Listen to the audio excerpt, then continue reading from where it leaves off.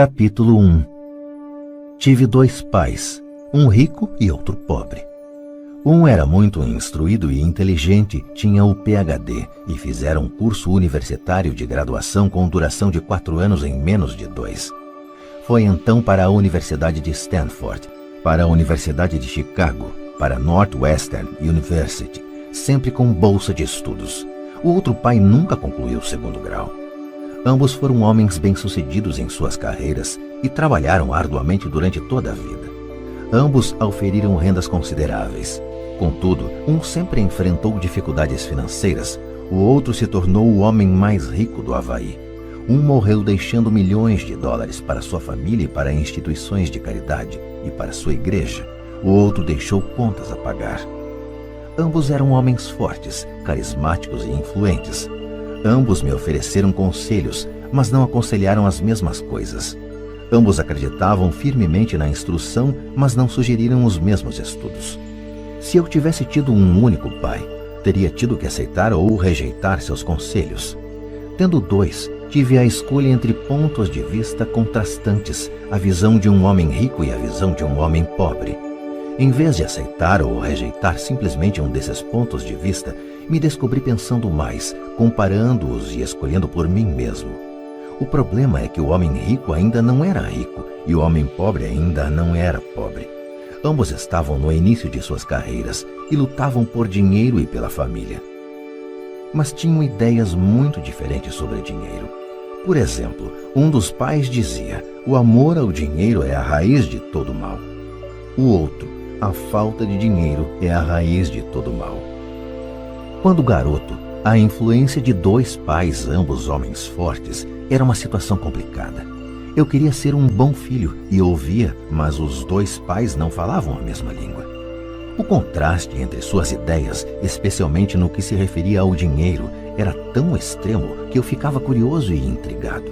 Comecei a pensar profundamente sobre o que cada um deles dizia. Muito do meu tempo era gasto refletindo, fazendo-me perguntas como por que ele fala isso? A respeito das afirmações dos pais, teria sido muito mais simples falar: sim, ele está certo, concordo com isso. Ou simplesmente rejeitar o ponto de vista dizendo: o velho não sabe do que está falando. Porém, tendo dois pais que eu amava, fui forçado a pensar e escolher um dos caminhos por mim mesmo. Esse processo de escolher por mim mesmo se mostrou muito valioso no longo prazo.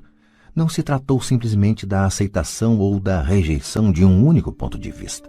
Uma das razões pelas quais os ricos ficam mais ricos, os pobres mais pobres e a classe média luta com as dívidas é que o assunto dinheiro não é ensinado nem em casa nem na escola.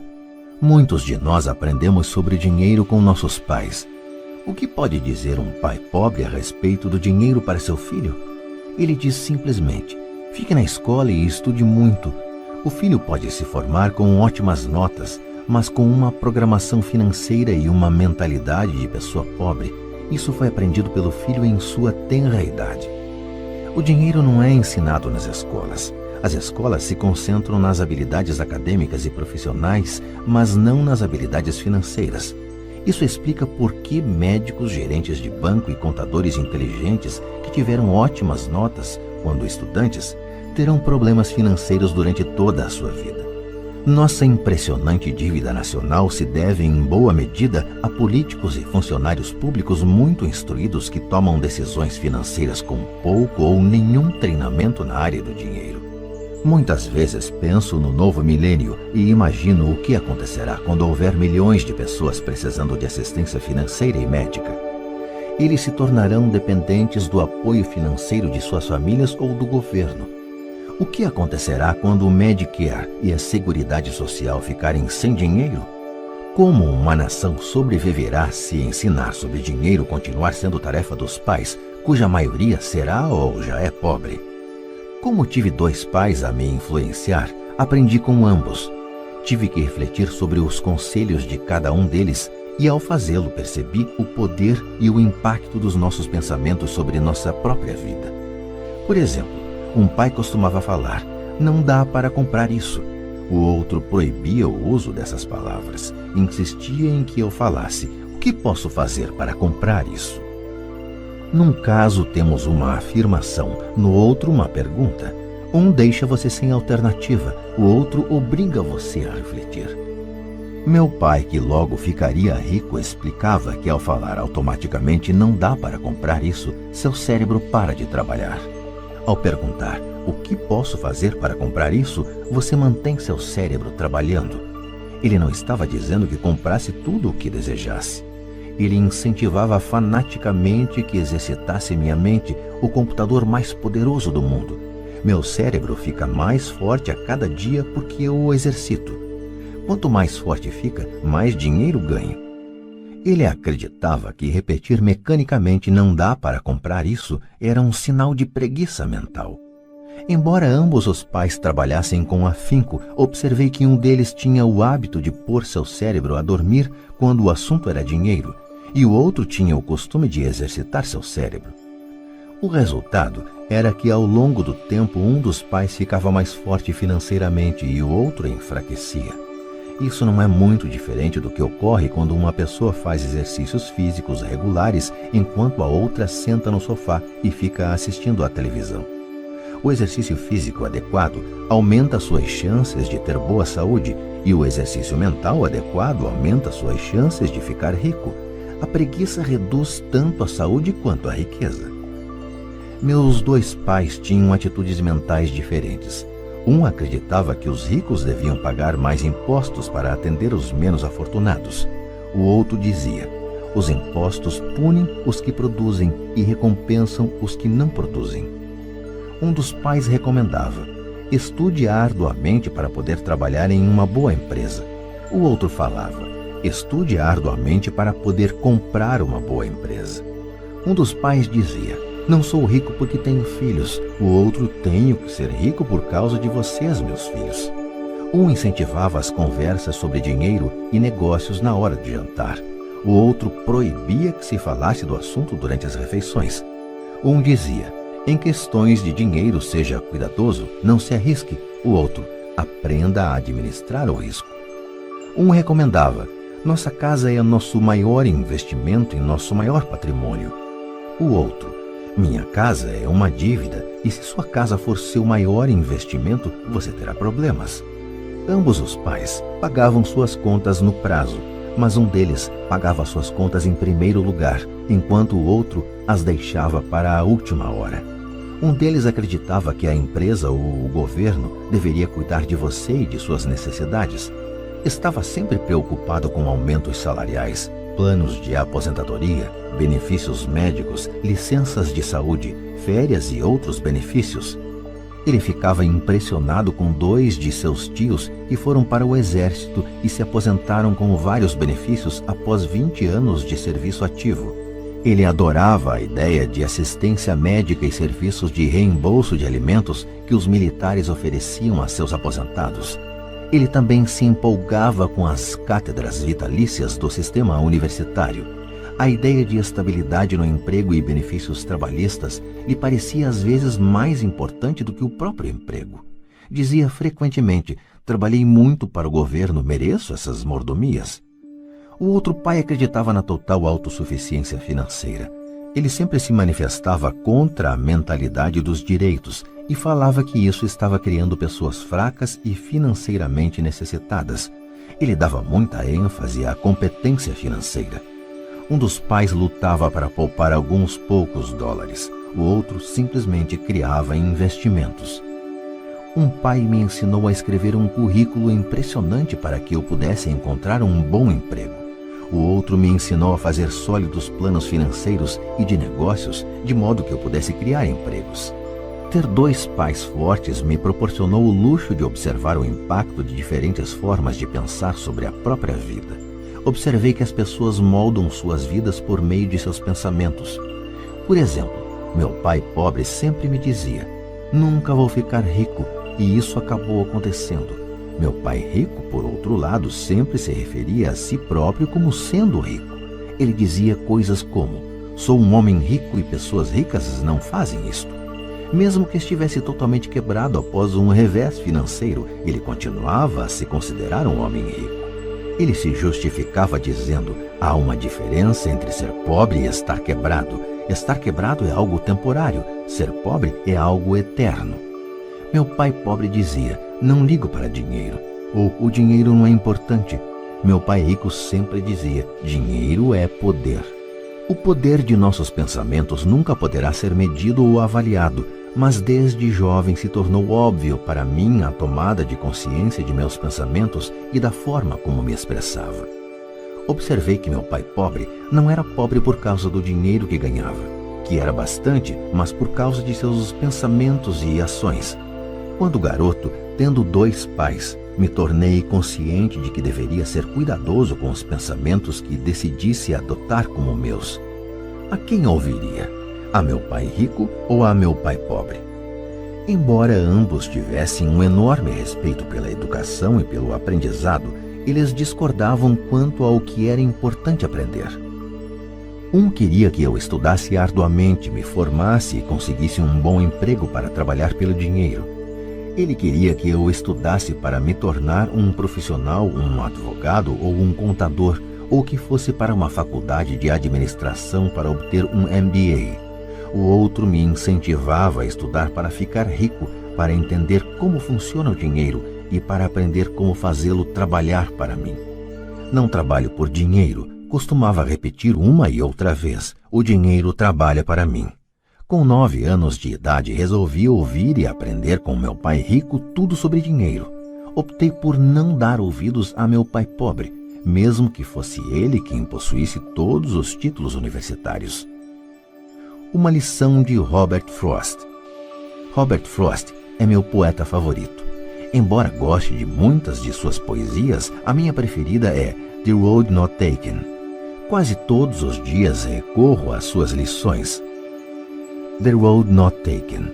O caminho não escolhido. Num bosque amarelo, 2 caminhos se separavam, e lamentando não poder seguir os 2, e sendo apenas um viajante, fiquei muito tempo parado, e olhei para um deles tão distante quanto pude, até onde se perdia na mata. Então segui o outro, como sendo mais merecedor, e tendo talvez melhor direito, porque coberto de mato e querendo uso, embora os que por lá passaram os tenham realmente percorrido de igual forma, e ambos ficaram essa manhã com folhas que passo nenhum pisou.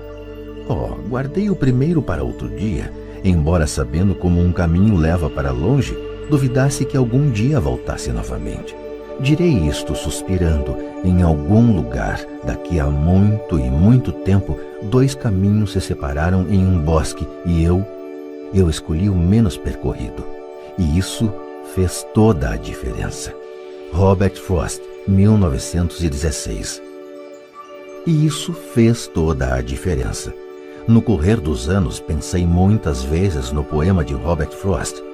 Ao escolher não dar atenção aos conselhos e atitudes quanto a dinheiro de meu pai muito instruído, tomei uma decisão dolorosa, mas foi uma decisão que determinou o resto de minha vida. Com a decisão de quanto a quem dar ouvidos, teve início minha educação sobre dinheiro. Meu pai rico me deu lições ao longo de um período de 30 anos, até que cheguei aos 39 anos de idade.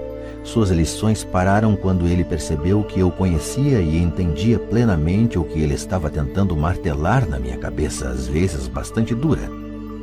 O dinheiro é uma forma de poder.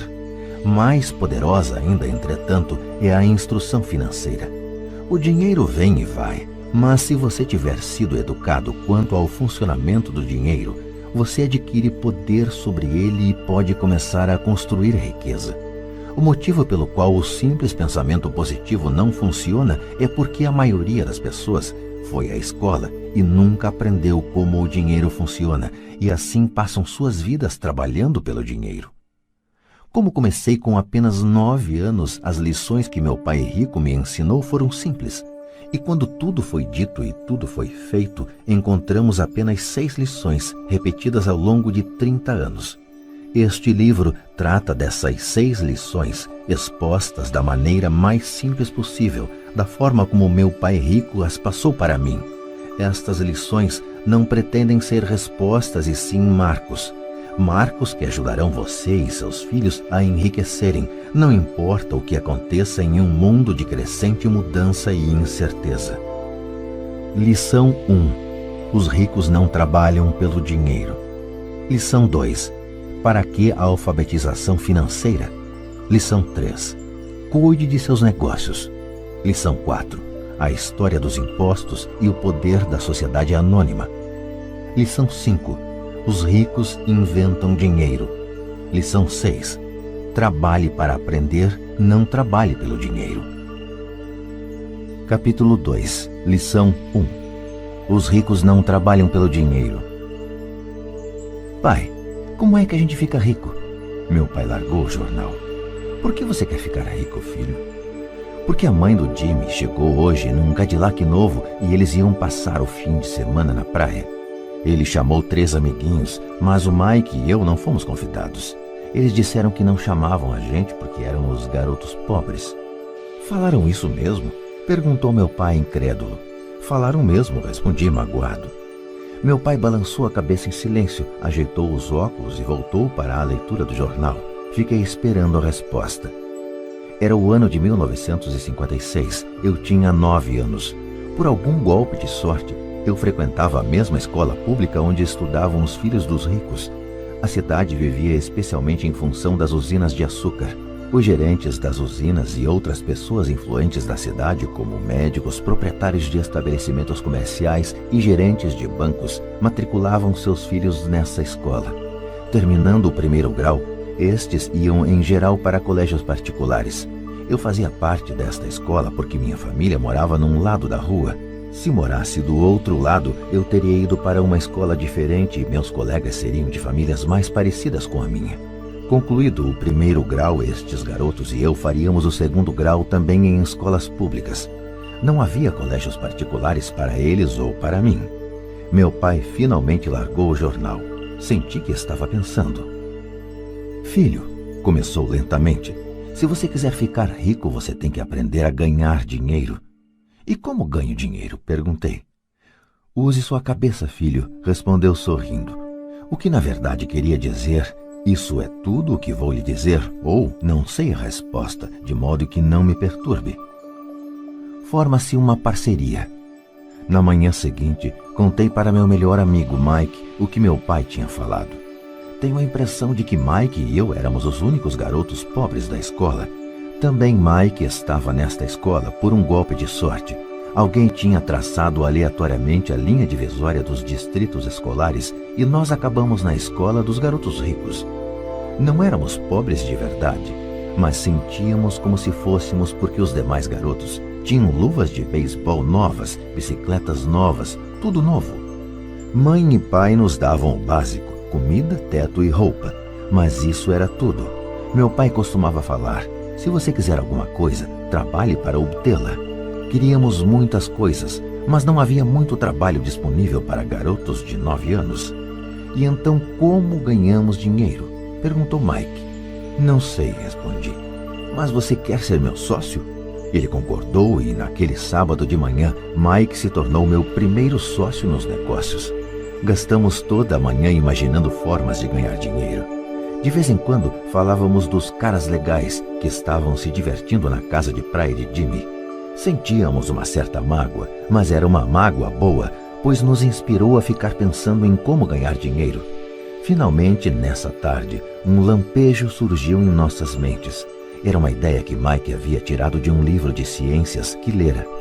Empolgados, demos um aperto de mão e a sociedade agora tinha um objetivo. Durante as semanas seguintes, Mike e eu percorremos a vizinhança pedindo aos vizinhos que guardassem para nós os tubos vazios de pasta de dentes. Intrigados, muitos adultos concordavam sorrindo. Alguns perguntavam o que estávamos fazendo. Respondíamos, não dá para contar, é um segredo de negócios. Conforme as semanas passavam, mamãe ficava nervosa. Tínhamos escolhido um lugar perto da máquina de lavar roupas para estocar nossa matéria-prima. Numa caixa de papelão que contivera vidros de molho de tomate, acumulava-se nossa pilha de tubos de pasta de dentes usados. Finalmente, mamãe deu uma bronca. Não aguentava mais ver aquele monte de tubos espremidos na maior confusão. "O que vocês estão fazendo, garotos?" perguntou. "E não me venham novamente com a desculpa de que é um segredo de negócios. Deem um jeito nessa bagunça ou jogo tudo fora." Mike e eu argumentamos, explicamos que em breve teríamos o suficiente para começar a produção. Dissemos que estávamos esperando que alguns vizinhos acabassem de usar suas pastas para que pudéssemos recolher os tubos. Mamãe nos deu 1 semana de prazo. Antecipamos a data do início da produção. A pressão aumentava. Minha primeira sociedade já estava sendo ameaçada por uma notificação de despejo do nosso armazém, feita por minha própria mãe. Mike se encarregou de apressar o consumo das pastas, informando que os dentistas recomendavam a escovação mais frequente dos dentes. Comecei a instalar a linha de produção. Um dia meu pai chegou em casa com um amigo para mostrar como os garotos operavam a linha de produção a todo vapor perto da garagem. Por todo o lugar havia uma fina poeira branca. Numa mesa comprida se alinhavam embalagens de leite trazidas da escola e no forno japonês da família as brasas do carvão brilhavam gerando o máximo de calor.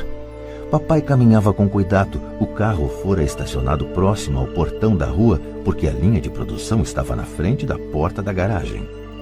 Quando ele e seu amigo se aproximaram, viram uma vasilha de aço em cima das brasas e dentro dela os tubos de pasta de dentes derretiam. Naquela época não havia tubos de pasta de dentes de plástico, eles eram de chumbo. Por isso, depois que a pintura queimava, os tubos dentro da vasilha derretiam até ficarem líquidos. Com a ajuda do pegador de panela da mamãe, nós despejávamos o chumbo derretido através de um pequeno furo nas embalagens de leite, que estavam recheadas de gesso. O pó branco do gesso, que ainda não fora misturado à água, estava por toda parte. Com a pressa tínhamos derrubado o saco de gesso e parecia que toda a área fora atingida por uma nevasca. As embalagens de leite vazias serviam para fazer moldes de gesso. Meu pai e seu amigo nos observavam enquanto vertíamos o chumbo derretido num pequeno buraco no topo de um cubo de gesso. "Cuidado", disse meu pai.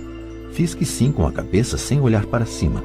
Quando terminei de colocar o chumbo derretido, larguei a vasilha e sorri para meu pai. "O que vocês estão fazendo?", perguntou com um sorriso cauteloso. "Estamos fazendo o que você me mandou fazer. Estamos nos tornando ricos", respondi.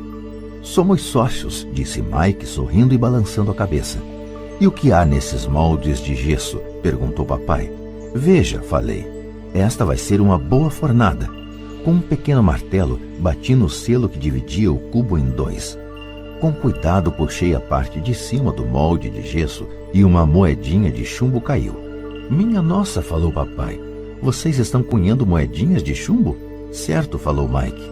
"Estamos fazendo o que o senhor disse, estamos fazendo dinheiro."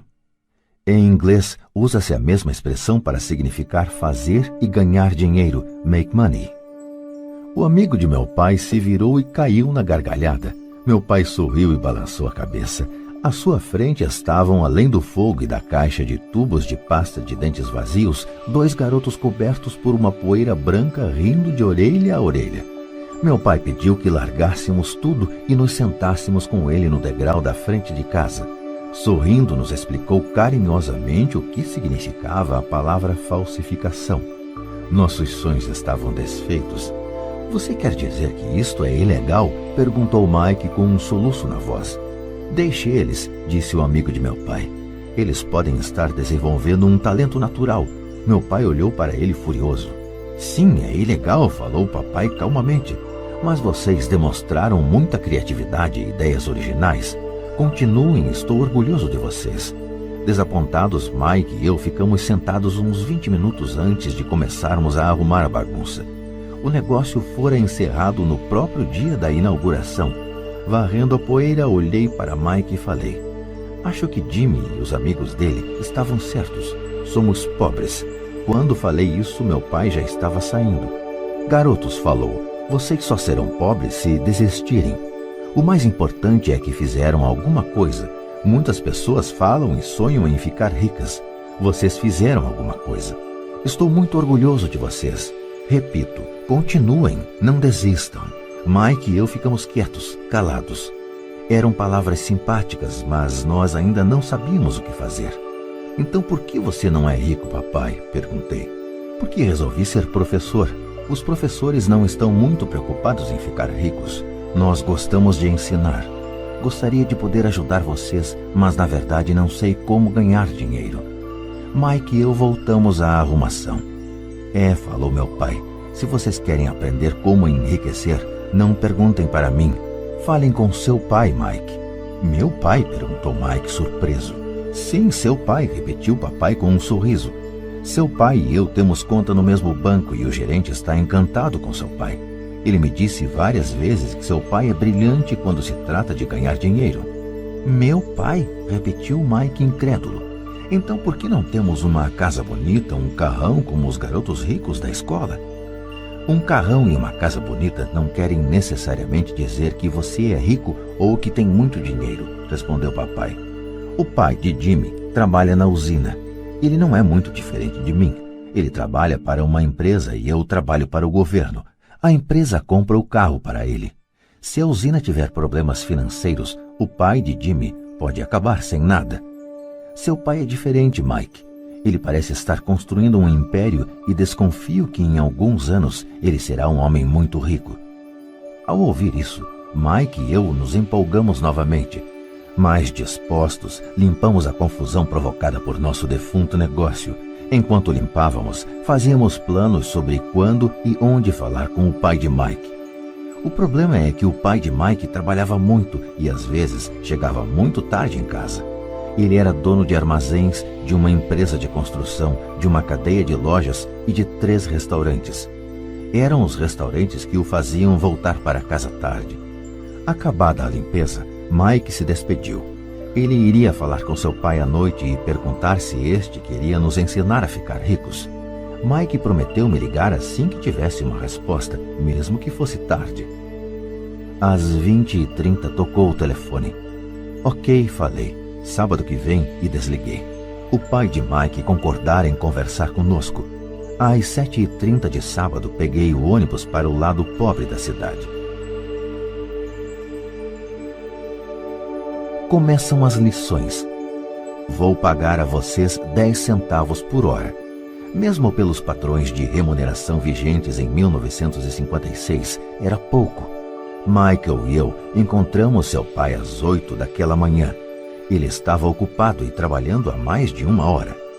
Seu supervisor de construções já estava saindo na caminhonete quando entrei naquele lar simples, pequeno, arrumado. Mike me esperava na porta. Papai está no telefone e ele falou para esperar na varanda dos fundos, disse Mike ao abrir a porta.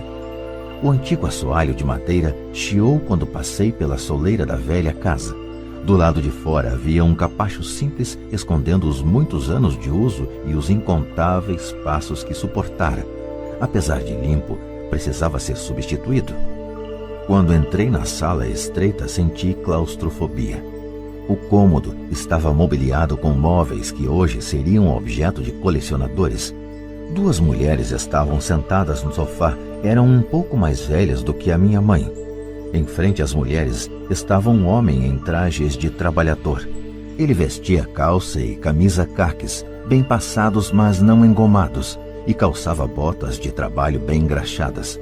Deveria ser uns 10 anos mais velho que papai. Diria que tinha uns 45 anos. Eles sorriram quando Mike e eu passamos em direção à cozinha, de onde se saía para um pátio nos fundos. Timidamente devolvi o sorriso. Quem são eles? Perguntei. Eles trabalham para papai. O mais velho dirige seus armazéns e as mulheres são gerentes dos restaurantes. E você já viu o supervisor das construções, que está trabalhando em um projeto rodoviário a uns 80 quilômetros daqui. O outro supervisor que cuida da construção das casas saiu antes de você chegar. Isso acontece o tempo todo? Perguntei. Nem sempre, mas muitas vezes, disse Mike sorrindo enquanto puxava uma cadeira para sentar perto de mim. Perguntei ao papai se ele vai nos ensinar a ganhar dinheiro, disse Mike. E o que ele respondeu? Perguntei com cautelosa curiosidade. Bom, primeiro me encarou com uma expressão engraçada e então falou que iria nos fazer uma oferta. Respondi balançando a cadeira para trás em direção à parede. A cadeira em que sentava se sustentava nos pés de trás. Mike fazia o mesmo. Você sabe o que ele vai nos oferecer? Perguntei. Não, mas a gente já vai descobrir. De repente, o pai de Mike passou pela porta de tela e pisou no alpendre. Mike e eu pulamos, ficando em pé não por respeito, mas pelo susto que levamos.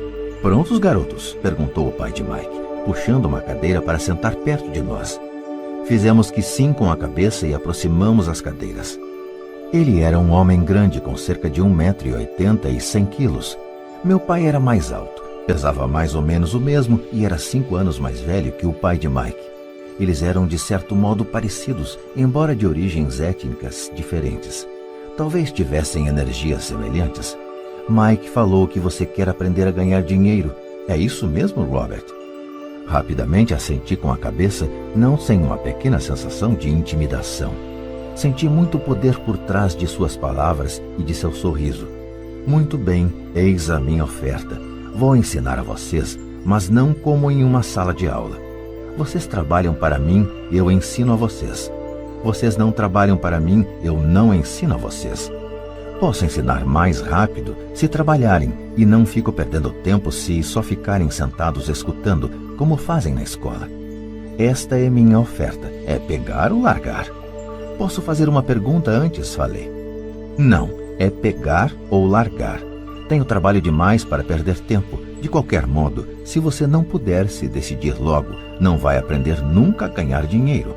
As oportunidades vêm e vão. Ser capaz de tomar decisões rápidas é uma habilidade importante. Você tem a oportunidade que pediu. As aulas começam em 10 segundos, respondeu o pai de Mike com um sorriso incentivador. Topo, respondi. Topo, respondeu Mike. Bom, falou o pai de Mike. A senhora Martin vai chegar daqui a 10 minutos. Depois que eu conversar com ela, vocês a acompanham até a minha lojinha e já podem começar. Vou lhes pagar 10 centavos por hora e vocês terão que trabalhar 3 horas todo sábado. Mas hoje tem o jogo de beisebol, falei. O pai de Mike abaixou a voz e falou com seriedade. É pegar ou largar, disse. Topo, respondi, decidindo trabalhar em lugar de jogar beisebol. 30 centavos depois. Às 9 de uma bela manhã de sábado, Mike e eu estávamos trabalhando para a senhora Martin. Ela era uma mulher bondosa e paciente. Sempre dizia que eu e Mike a lembrávamos de seus 2 filhos, que já estavam crescidos e não moravam com ela. Apesar de bondosa, ela acreditava no trabalho árduo e nos fazia trabalhar. Era uma chefe rigorosa. Passávamos 3 horas pegando latas das prateleiras e espanando-as para depois recolocá-las no lugar. Era uma tarefa incrivelmente monótona. O pai de Mike, que eu chamo de meu pai rico, era dono de 9 dessas lojinhas com amplos estacionamentos. Eram as primeiras versões das lojas de conveniência. Nesses pequenos armazéns de bairro, as pessoas compravam artigos como leite, pão, manteiga e cigarros. O problema é que no Havaí, e isto aconteceu antes do ar-condicionado, não se podia fechar a porta das lojas por causa de calor. Nestas havia 2 amplas portas que davam para a rua e para o estacionamento. Cada vez que um carro passava ou estacionava, levantava poeira que se acumulava nas prateleiras. Portanto, tínhamos um emprego que duraria enquanto não houvesse ar-condicionado. Durante 3 semanas, Mike e eu comparecemos aos sábados à loja da senhora Martin e trabalhamos durante 3 horas. Ao meio-dia, terminava nosso trabalho e ela nos dava 3 pratinhas de 10 centavos. Mas nem aos 9 anos, em meados da década de 1950, 30 centavos eram algo muito empolgante. Na época, um gibi custava 10 centavos, de modo que, em geral, eu gastava meu dinheiro com revistas em quadrinhos e voltava para casa. Na quarta-feira da 4ª semana, eu já estava a fim de largar. Tinha concordado em trabalhar só porque eu queria aprender a ganhar dinheiro com o pai do Mike, mas agora era um escravo por 10 centavos a hora. E ainda por cima, não tinha voltado a ver o pai do Mike desde aquele sábado. Desisto, falei para Mike na hora do almoço. O almoço da escola era horrível. A escola era monótona e agora já nem podia esperar pelos sábados. Mas o que estava me perturbando eram os 30 centavos. Desta vez Mike sorriu. De que é que você está rindo? Perguntei zangado e frustrado. Papai falou que isso ia acontecer. Ele disse para você procurá-lo quando estivesse a fim de largar. O quê? Disse indignado. Ele está esperando que eu fique saturado? Por aí, falou Mike. O papai é meio diferente. Ele ensina de modo diferente do seu pai. Seu pai e sua mãe falam muito. Meu pai é tranquilo e caladão. Espere até sábado. Vou falar para ele que você está a fim de largar. Você está dizendo que eu fui enrolado? Não, não é isso, mas pode ser. Papai vai explicar no sábado. Fazendo fila no sábado. Estava pronto e preparado para enfrentá-lo. Até meu pai de verdade estava furioso com ele. Meu verdadeiro pai, aquele que chamo de pai pobre, pensou que meu pai rico estava infringindo a legislação sobre trabalho de menores e deveria ser investigado. Meu instruído pai pobre me falou que eu deveria exigir o que merecia, pelo menos 25 centavos por hora. Falou ainda que se não conseguisse o aumento deveria me demitir imediatamente. De qualquer maneira, você não precisa dessa droga de emprego, falou meu pai pobre indignado. Às 8 da manhã de sábado, eu estava entrando pela velha porta da casa de Mike. Sente e espere na fila, falou o pai de Mike quando entrei. Ele então se virou e foi para o pequeno escritório que ficava junto de um quarto de dormir. Olhei em volta e não vi Mike em lugar algum. Achando tudo meio esquisito, sentei perto daquelas duas mulheres, as mesmas que lá estavam 3 semanas antes. Elas sorriram e me deram um lugar no sofá. Passaram-se 45 minutos e eu estava possesso. As duas mulheres já tinham falado com ele e saído há meia hora. Um senhor mais velho ficou lá 20 minutos e foi embora. A casa estava vazia e eu sentado na sala antiquada, escura, numa bela manhã do Havaí, esperando para falar com um avarento explorador de menores. Podia ouvi-lo se movimentando no escritório, falando ao telefone e me ignorando. Queria sair dali, mas por alguma razão fiquei. Finalmente, 15 minutos depois, exatamente às 9, o pai rico apareceu sem dizer palavra e me fez sinal com a mão para entrar no modesto escritório. Parece que você está querendo um aumento ou vai largar, falou o pai rico rodando a cadeira giratória.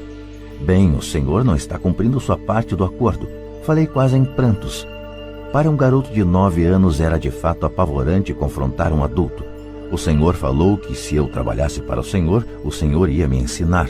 Eu trabalhei, dei duro, larguei meus jogos de beisebol para trabalhar, e o senhor não cumpriu sua palavra. Não me ensinou nada. O senhor é um desonesto, como todo mundo fala. O senhor é ganancioso.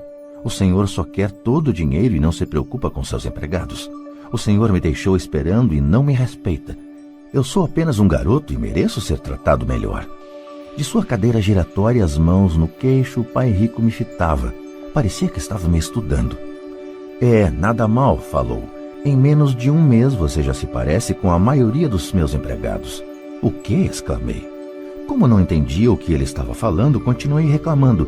Pensei que o senhor ia cumprir sua parte do acordo e me ensinar.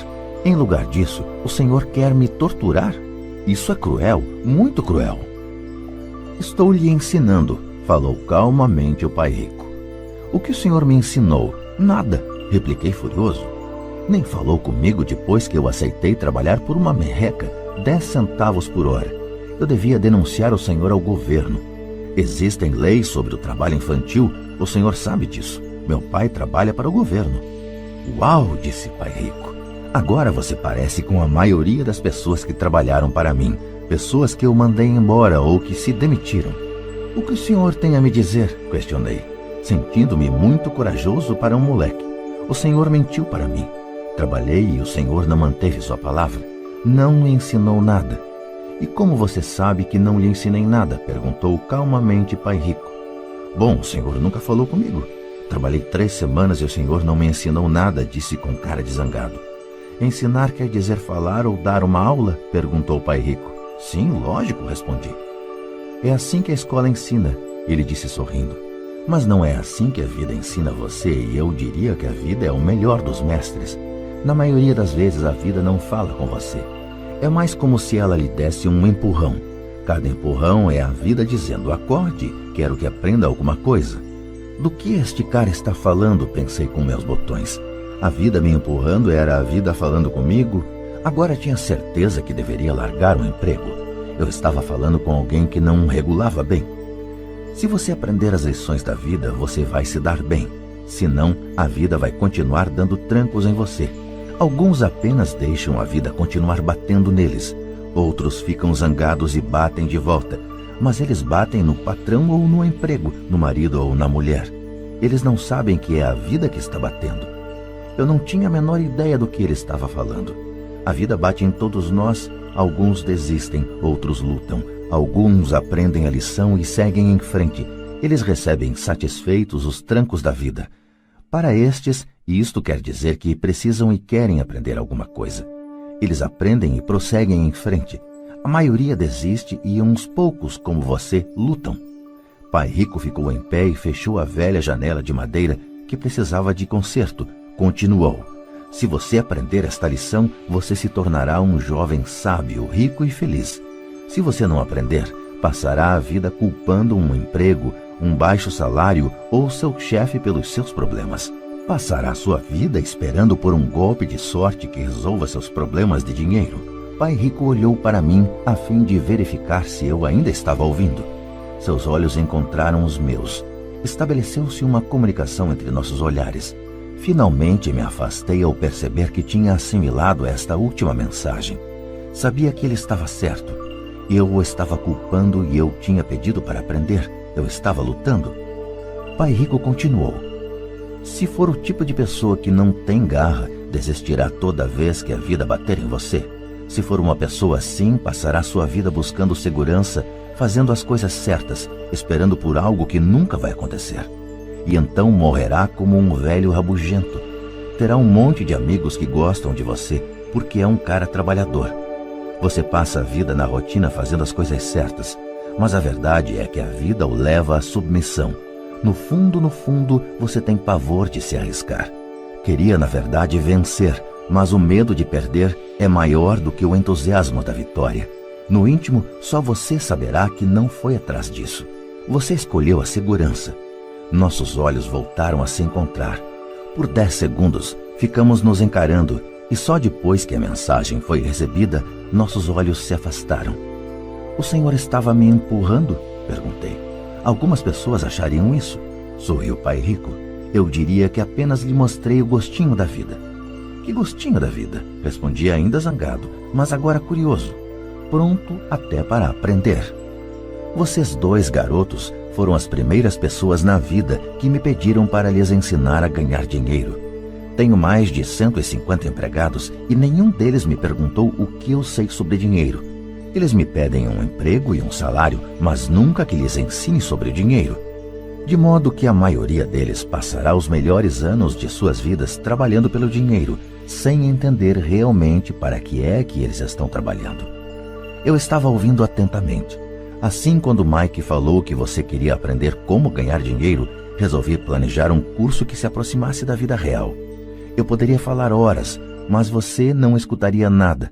Portanto, resolvi deixar que a vida batesse um pouco em você para que pudesse me escutar. É por isso que só pago 10 centavos. E qual é a lição que aprendi trabalhando por 10 centavos a hora? Perguntei. Que você é mesquinho e explora seus empregados?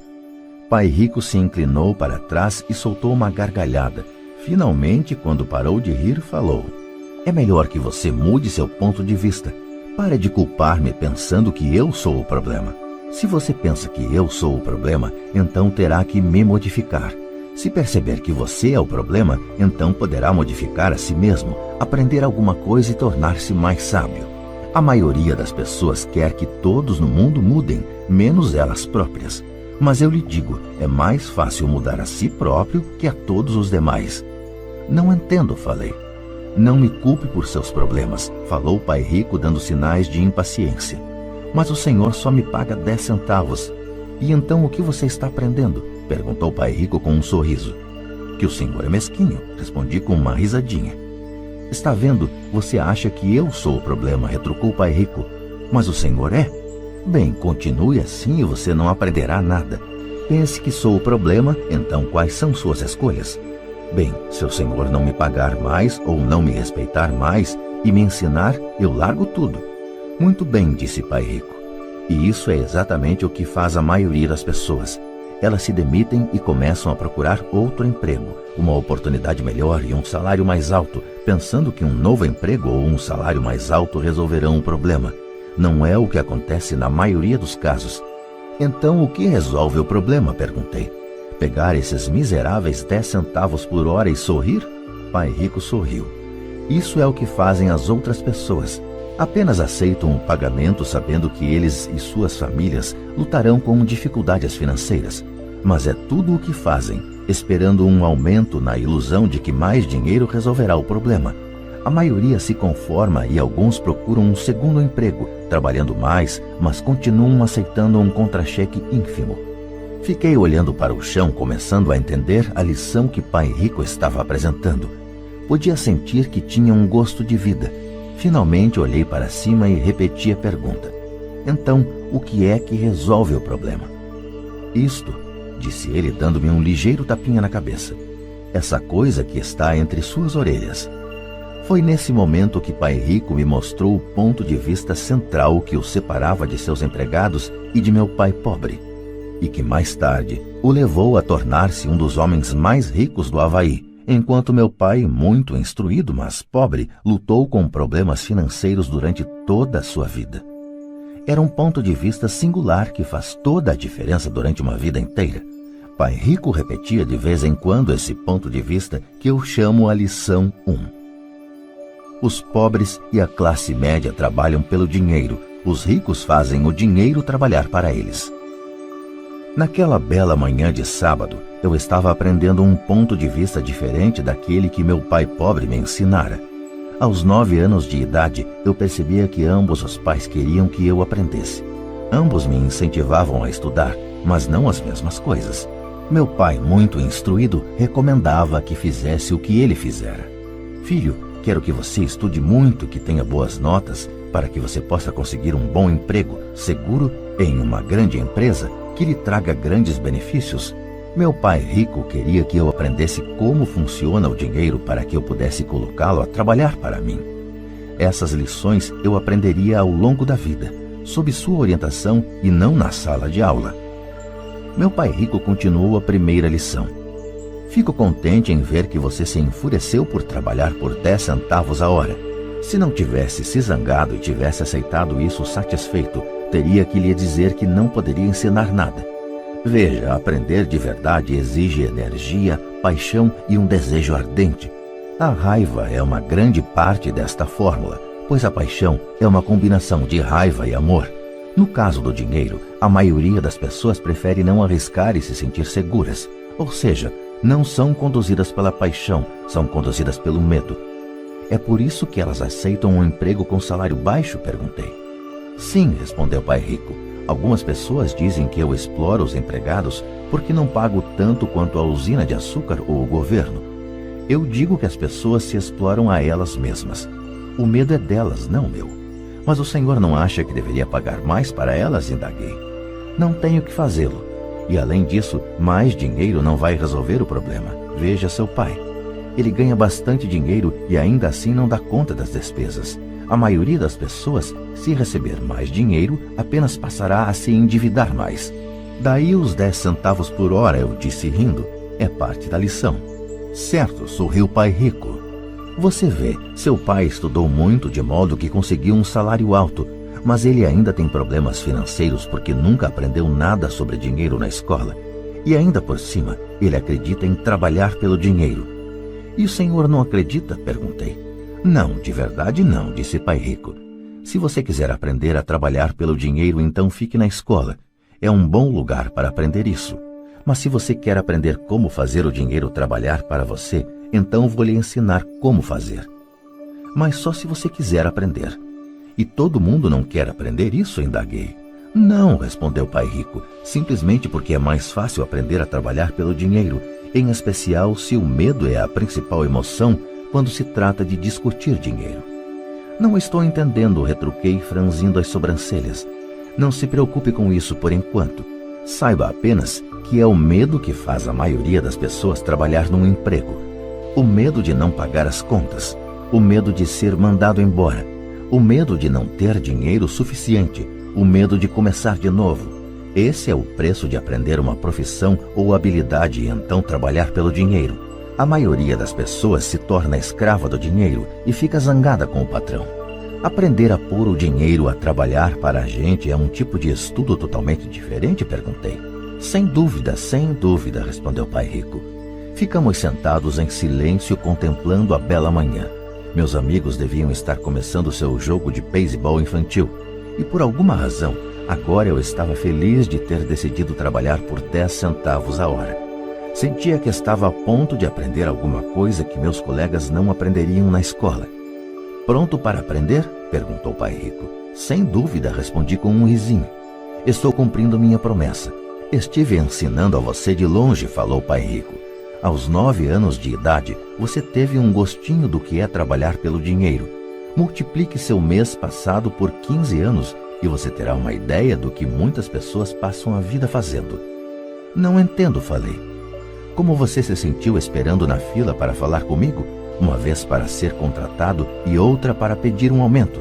Péssimo, disse. Quando se opta por trabalhar pelo dinheiro, essa é a vida que levam muitas pessoas, disse pai rico. E como se sentiu quando a senhora Martin pôs na sua mão 30 centavos por 3 horas de trabalho? Achei que não era suficiente, parecia que não valia nada.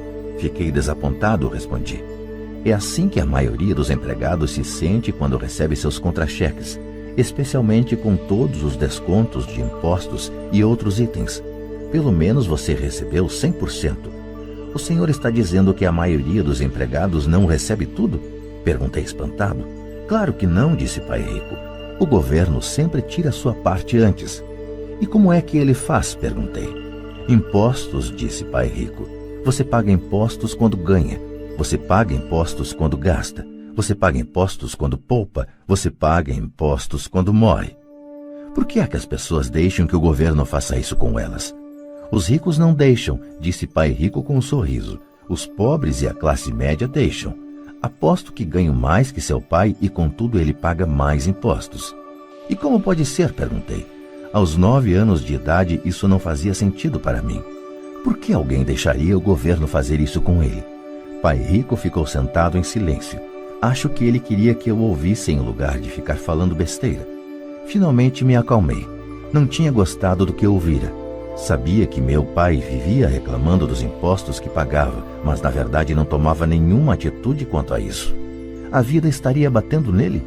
Pai rico se balançava em sua cadeira tranquilamente enquanto olhava para mim. Pronto para aprender? Perguntou. Fiz que sim com a cabeça lentamente. Como já falei, há muito a aprender. E aprender como se faz o dinheiro trabalhar para a gente é estudo para uma vida inteira. A maioria das pessoas fica 4 anos numa faculdade e aí termina os estudos. Eu sei que meu estudo sobre o dinheiro vai continuar por toda a minha vida, simplesmente porque quanto mais sei, mais descubro que tenho que aprender ainda. As pessoas em geral nunca estudam um assunto. Trabalha-se, recebe-se o salário, conferem-se os canhotos do talão de cheques e isso é tudo. E ainda se espantam porque têm problemas de dinheiro.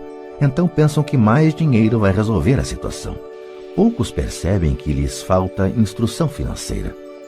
Então papai tem dificuldade com os impostos porque ele não entende de dinheiro? Perguntei confuso. Olha, disse pai rico, os impostos são apenas uma pequena parte do aprendizado para fazer o dinheiro trabalhar para você. Hoje eu só queria descobrir se você ainda tem a paixão de aprender sobre dinheiro. A maioria das pessoas não tem. Elas querem ir para a escola, aprender uma profissão, divertir-se no trabalho e ganhar rios de dinheiro. Um dia acordam com sérios problemas financeiros e então não podem parar de trabalhar. Esse é o preço de só saber como trabalhar pelo dinheiro em lugar de estudar para saber como pôr o dinheiro a trabalhar para você. E então, você continua apaixonado por aprender? Perguntou pai rico. Acenei afirmativamente com a cabeça. Bom, disse pai rico. Agora de volta ao trabalho. Desta vez não vou lhe pagar nada. O que? Perguntei espantado. Você ouviu, nada. Trabalhará as mesmas 3 horas no sábado, mas desta vez não receberá os 10 centavos por hora. Você disse que queria aprender a não trabalhar pelo dinheiro. Sendo assim, não vou pagar nada. Eu não podia acreditar no que estava ouvindo. Já conversei sobre isso com Mike. Ele já está trabalhando, tirando a poeira e arrumando as latas para mim. Melhor você se apressar e correr para lá. Não é justo, gritei. O senhor tem que pagar alguma coisa. Você disse que queria aprender. Se não aprender isso agora, será como aquelas 2 mulheres e o homem que estavam sentados na minha sala. Trabalham pelo dinheiro e esperam que eu não os mande embora. Ou como seu pai, ganhando rios de dinheiro apenas para ficar endividado até o pescoço e esperando que mais dinheiro resolva o problema. Se for isso o que você quer, então volte para aqueles 10 centavos a hora. Ou você pode ainda fazer aquilo que muitas pessoas acabam fazendo: reclamar que o salário não é suficiente, demitir-se e procurar outro emprego. O que é que eu faço? Perguntei. Pai Rico deu um tapinha em minha cabeça. Use isto, falou. Se você usar bem, logo estará me agradecendo por ter lhe dado uma oportunidade de se tornar um homem rico. Fiquei parado, sem acreditar que eu estivesse embarcando nessa canoa. Queria conseguir um aumento e acabei sendo convencido a trabalhar de graça. Pai Rico voltou a dar um tapinha na minha cabeça e disse: use isto. Agora fora daqui, de volta ao trabalho.